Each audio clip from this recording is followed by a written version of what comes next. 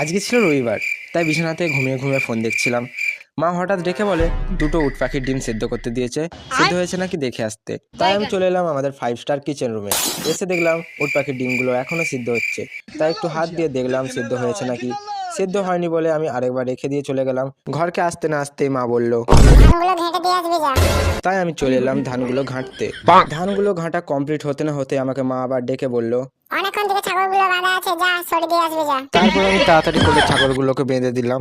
এবারে আমি ভেবেছিলাম সত্যি সব কাজ শেষ হয়ে গেছে, কিন্তু তারপরও হঠাৎ শুনতে পেলাম, যা জমি থেকে আঙুরগুলো সব তুলে নিয়ে আসবি। জানি গাইস এরকম কাজ তোমরা বাপের জন্মেও করনি। তারপর চলে এসেছি আমাদের আঙুরের জমিতে। এসে দেখলাম যে আঙুরগুলো ভালোই ধরেছে। ফাইনালি আমার আঙুর মানে জমির আঙুরগুলো তোলা কমপ্লিট। যেহেতু সব কাজ কমপ্লিট, তার জন্য একটু আঙুর গাছের উপরে কেড়ালি মারাচ্ছিলাম।